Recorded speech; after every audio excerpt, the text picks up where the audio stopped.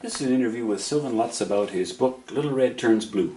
Sylvan, what made you choose this particular fairy tale and format? I chose Red Riding Hood as my fairy tale because Trump is a very well suited for the big bad wolf character. The kind of archetype of the big bad wolf shows what kind of person and politician Trump is, and the picture book format just made the most sense because from a graphic novel or a film script would have required more character interaction than the original Little Red Riding Hood story kind of allowed.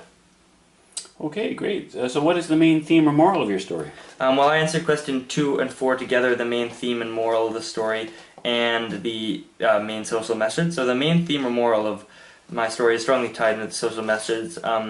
Through the story, Red discovers the dangers of fear tactics in politics and realizes how misguided and dangerous these are. The current kind of social application is the rise of Donald Trump in America and many right-wing politicians in Europe. And so they're vocalizing in a mainstream politics a hateful, xenophobic rhetoric. Donald Trump is telling people that these dangerous other groups of people are harming America. This can quickly lead to these groups being targeted and unfairly prosecuted. The real danger to America in this case can be Donald Trump campaign. Now, do you think you have subverted a dominant ideology? And what specific changes did you make to this fairy tale to make that happen? So rather than subvert an ideology from the original Red Riding Hood story, I took an unfortunately popular modern ideology that the West's problems are coming from foreigners, and commented on it by using the story Little Red Riding Hood. I showed the issues with these kinds of thoughts and mentioned their dangers. And who was your target audience? My story is really made for anyone old enough to learn about politics. However, there is some language in it that does require some advanced vocabulary, so certain scenes it would be more appropriate for people like 16 or older who have a certain vocabulary. Tell me about the choices you made regarding use of text and images. How did you decide to use the text and what pictures to use? Well, I used text to tell the story. So like this here, there's the once upon a time, and then it reads on from there. And then I used images on top of that to add to the setting and feelings expressed through the setting, actions, and feelings expressed through the text. So they just kind of add on to what the text already tells you. Explain which elements of art and design you used throughout the project. So on the cover, this kind of illustrates balance between the kind of three heads of the main politicians, and Red centered in the thing. This kind of brings forward the characters in the story and the importance of Red in this scenario. There's contrast in a couple scenes. This is kind of one that uses contrast of colors. So Red is brought out of the crowd by her red red cloak, I guess, and everybody else is in a black and white color, and it just kind of illustrates how the feeling of the scene, which is kind of like a sad scene. In this scene, I think Red sees many unhappy people, so it kind of just brings that to life.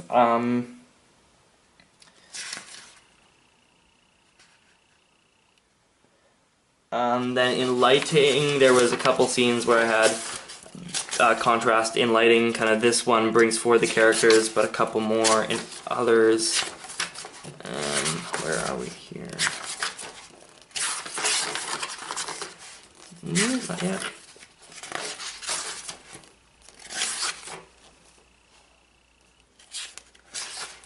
So kind of this one, Bernie Sanders is really brought forward, and the focus is totally on him. And same as this one, the focus is on Red. And so this just kind of, these two kind of scenes especially just bring the importance of the characters' expressions and what they're saying out of the from the text, and this really focuses on the specific characters. And then I use speech bubbles throughout the story, like in this scene here, and there's a thought bubble in that scene there. And this just kind of keeps the story moving along and ties the images into the text in a, yeah, just ties them more into the text than they already were. And, yeah, so again, mentioned color already in some at the beginning with the contrast, but I kind of used the color red in a lot of scenes to bring her out again, and yeah, so it just her being red, that really jumps off the page, brings more attention to her.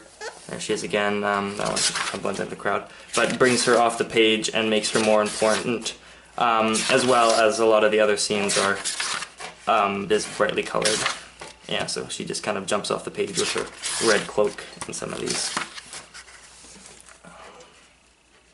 And then I also used, there's the gesture of the characters in several scenes. Here, Red's got her arms crossed.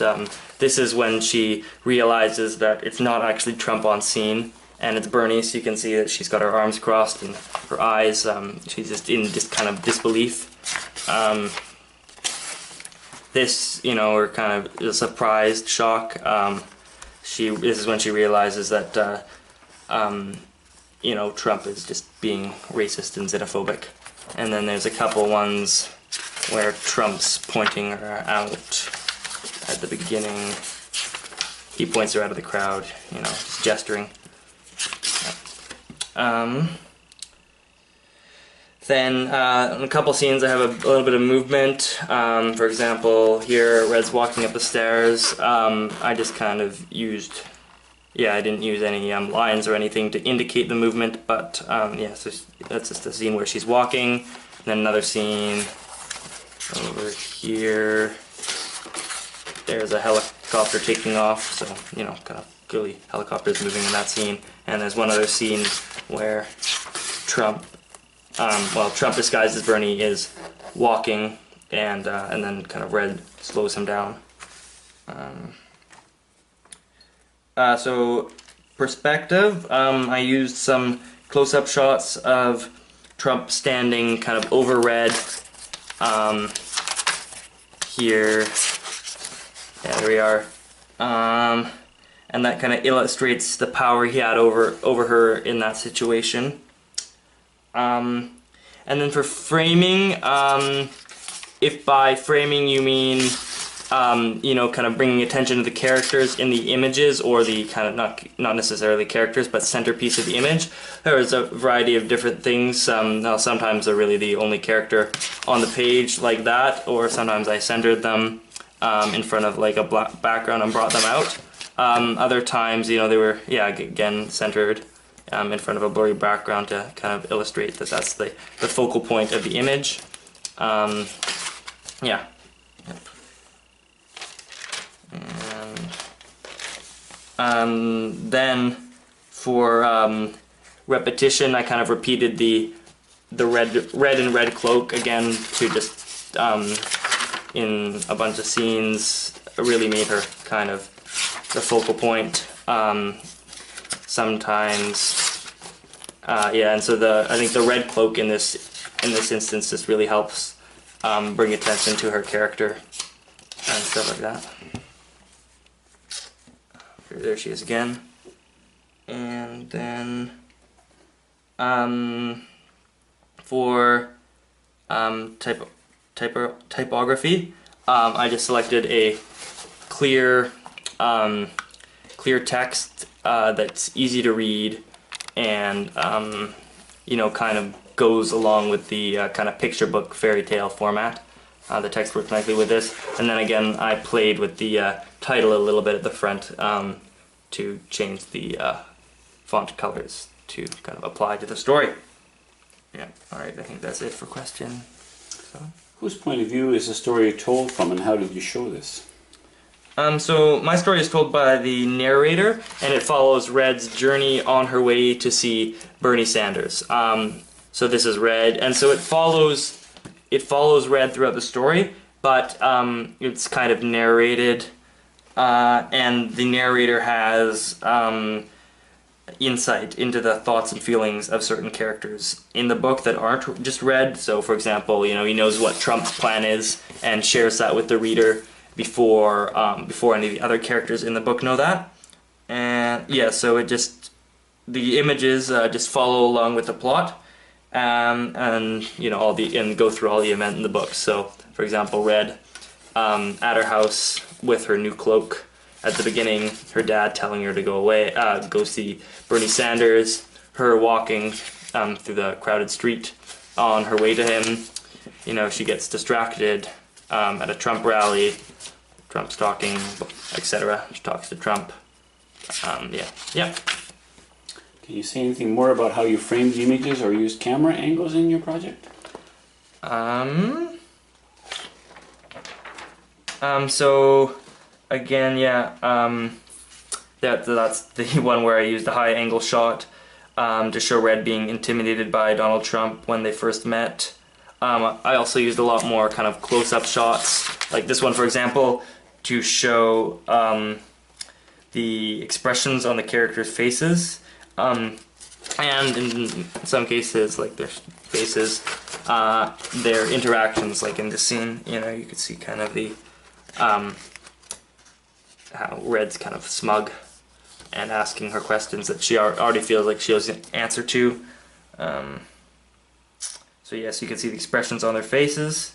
Yeah, so generally most of the photos were framed or focused around a specific character or characters. Like this, they were framed around them, or unless it's a scene like this where the characters are only seen on the Jumbotron in the top corner, and down there, in which case they were just kind of using a setting or an establishing shot. Right, can you tell me about the cover and how it relates to the story? Alright, so my cover has a picture of all the major characters on it that are in the story. It features an image of Donald Trump in the center with kind of flames coming around him. So this serves a double purpose in the story, because depending on what way you want to look at it, the fire either is a symbol of fear, panic, and chaos that Trump is spreading, or it's kind of, you know, after you've read the book, it could be Trump being exposed and is kind of going up in flames at the end of the book after he's been exposed. It also includes a picture of the White House, which of course is kind of what all these three candidates, it's where they want to go, and Red's vote will get them there, I guess. Yeah, and then it kind of centered around Red Riding Hood there, who is the main character of the story, and the story follows her. How have you used irony, flashback, and other narrative devices in your story? So illusion is one narrative device that I used, and it's just kind of right here at the beginning. And her last name is Hood as well, or Red Riding Hood is how she's commonly known. So I allude to her dad being Robin Hood, and allude to kind of his give to the take from the rich and give to the poor kind of attitude, and that's why she goes to see Bernie in the first place. I use foreshadowing a little bit when her father says America is very dangerous, and then, you know, she goes out and gets distracted, and Trump tells her all about how these people are bringing dangers into America. You know, he's saying that, you know, Mexican, like for example, Mexicans are coming across the border and bringing dangers into America and stuff like that. As well, and then I used symbolism throughout the story a little bit. Red is used as a symbol to represent the American voters. So she's kind of represents the youth vote and the American voters as a whole. And there's mild suspense in the story when the reader knows what Trump's plan is, but the characters do not, but the reader also doesn't know what's going to happen with Trump's plan. And then the entire book is kind of a satire of the fairy tale type story and the American election. It uses the format of a fairy tale to ridicule the content and kind of what's going on in the American election right now. And later in the story, it's revealed that Red wears a cloak for, it's really a hijab. She wears it for her Muslim faith, which is just kind of brings some irony that Trump is kind of exposed by a Muslim. And kind of the title and the idea of the story that Little Red turns blue, and it's also kind of reiterated on the last page where it says, and well, she will always be forever known as Little Red. Her vote will always be blue. It's kind of ironic because red is the color that represents the Republican Party in the American elections, and blue, of course, is the color that represents the Democratic Party. I think. And then, what else? There was a pun as well that's very common in kind of American politics right now. It's Bernie's slogan. It's "Feel the Burn," and Red kind of identifies that it's not really Bernie Sanders because she says, "And Bernie, why are you so cold? I can't feel the burn." And burn is spelled B-E-R-N because Bernie is his name. And I think that is all of the ones. Yes, yep, that's it. Tell me about your chosen settings. How did you create mood in your story? Well, I used the backgrounds of the photos to create the setting. So kind of originally she starts out at home, then she moves through crowded streets to a rally. So these are kind of the rally settings, kind of establish which candidate she's at, and that's kind of the setting is just all through. And it also mentions it in the text where she is. And sorry, was the rest of the question about mood? Yes. Okay, and so mood was created mostly through the writing and the color of the pictures, of course, and the expressions on the faces of all of the characters. You know, so you can tell that kind of, this kind of Red's being intimidated in this photo and stuff like that, and people are sad in this photo due to the color of the photo. But it also kind of relies on the text to tell part of that story and link into the photos. How have you indicated sound? So sound in the book was expressed through the speech bubbles on the pages or the descriptions in the text. So, let's see, there's kind of her shouting. Full dialogue was all expressed through the text, just partial dialogue. But what am I looking for here?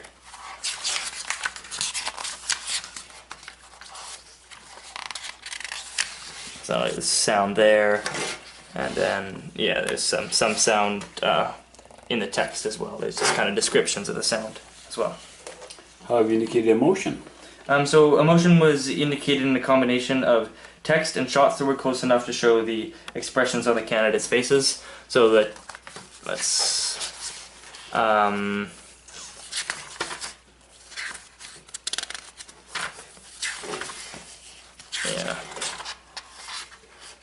So you can kind of see that Red is kind of in a smug mood right now, and if you read kind of all this text, she's kind of in that mood throughout the text as well. She knows that that's not really Bernie Sanders, and it's kind of exposing him, so that's indicated throughout the text as well, and you kind of see the emotion on her face, and in the text, if you read it, kind of indicates as well. And tell me about your choice of transitions between panels or pages. How did you guide your reader from one page to the next? So I used clear and easy to read writing on one side of the page and large colorful pictures on the other side of the page to create a clean and appealing feel to the book. So like this, kind of it's got big writing that's easy to read. Picture. In this book, the relative simplicity of the layout is key to getting the reader to focus on the content and continue to follow Red on her political journey. So I rely on this kind of clean look of the book. And finally, can you explain your use of archetypes and how did you use or challenge them in your story? Okay. So I used most of the archetypes of the original story. Red remained a young girl whose parents told her to do something just like in the original story. And she was again tricked by the Big Bad Wolf character. However, between her and the Grandma character, which ends up being Bernie Sanders in this, they were able to defeat the Wolf Trump, and thus became kind of the Huntsman character as well. So they didn't rely on a strong male character to get them out of the situation. Red also became Muslim, in which she was not in the original story. So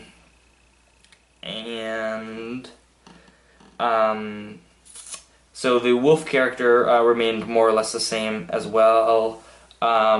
He's out to fool the other characters for selfish means. He wants to benefit himself. In the original story, he wanted to eat them, of course, but this time he wants Red's vote and doesn't want Bernie to get any more votes. So, yeah, it was still to get his goal was still to get what he wanted from the other characters. Well, thank you, Sylvan, for this interview.